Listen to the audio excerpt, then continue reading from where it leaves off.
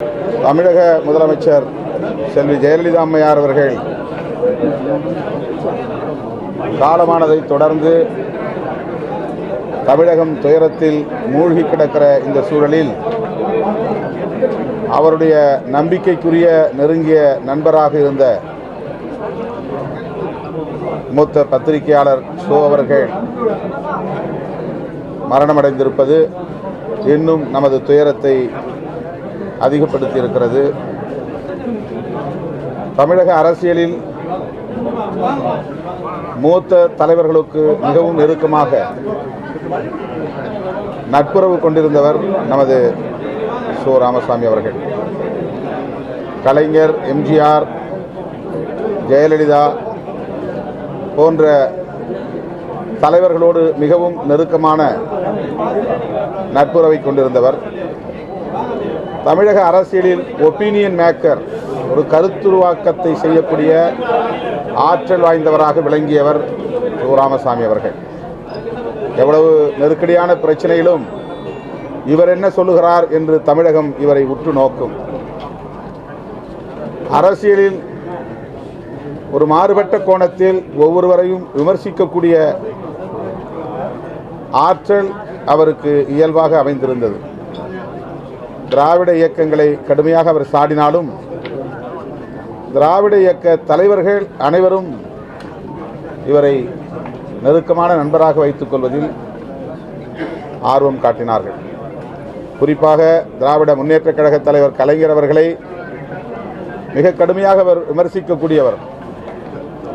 அவரை பற்றி விமர்சிக்காமல் துக்ளக் வந்ததில்லை என்று சொல்லலாம். ஆனால் கலைஞரின் அன்புக்குரியவராக மூத்த பத்திரிகையாளர் ஷோ ராமசாமி அவர்கள் விளங்கினார்.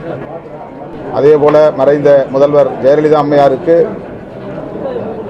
மிகவும் உற்ற நண்பராக விளங்கியவர். ஒரு அரசியல் தலைவர் ஷோ ராமசாமி அவரிடத்திலே ஆசீர்வாதம் பெற்றார் என்றால் அது நம்முடைய மறைந்த முதல்வர் ஜெயலலிதா அம்மையார் அவர்கள். அனைவருக்கும் ஆசீர்வாதம் அளிக்கிற முதல்வர் அவர்கள் ஷோ ராமசாமி அவர்களிடத்தில்தான் ஆசீர்வாதம் பெற்றார் என்பதும் நாம் அறிந்த ஒரு உண்மை. விடுதலை சிறுத்தைகளையும் என்னையும் கூட துக்ளக் இதழில் விமர்சித்ததுண்டு, எதிர்மாறான கருத்துக்களை பதிவு செய்ததுண்டு. மக்கள் நல கூட்டணியை நாங்கள் உருவாக்கிய போது கடுமையான விமர்சனங்களை துக்ளக் இதழில் பதிவு செய்தது உண்டு. அட்டை படங்களில் கூட விமர்சன கார்ட்டூன்களை போட்டதுண்டு. ஆனால் அவையெல்லாம் நாம் நகைச்சுவையாகவும் அதே நேரத்தில் நமக்கு அறிவுறுத்துகிற ஒரு நடவடிக்கையாகவும் தான் புரிந்து கொண்டோம். அவரை ஓரிரு முறை நான் சந்திக்கிற வாய்ப்பை பெற்றேன். இதற்கு முன்பு அப்பல்லோ மருத்துவமனையில் அவர் அனுமதிக்கப்பட்டிருந்த போது நேரிலே அவரை சந்தித்து அவர் நலம் பெற வேண்டும் என்கிற அவாவை அவரிடத்திலே நாங்கள் வெளியிட்டிருக்கிறோம். நம்முடைய மூத்த பத்திரிகையாளர் அவர்களுடைய நம்பிக்கைக்குரிய நிருபர், மூத்த நிருபர் தோழர் ரமேஷ் அவர்கள், ஆசிரியர் உங்களிடத்தில் பேட்டி எடுக்க சொன்னார் என்று என்னை அவர் சந்தித்த போது எனக்கு அதிர்ச்சியாக இருந்தது.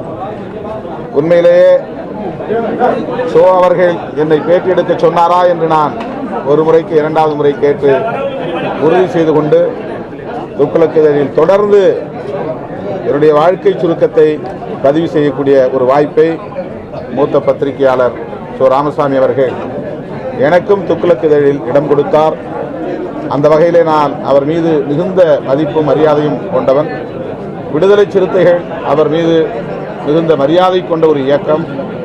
அவரை இன்றைக்கு நாம் இழந்திருக்கிறோம். பத்திரிகை உலகத்திற்கு மட்டுமல்ல, அரசியல் உலகத்திற்கும் ஒரு பேரிழப்பாகும்.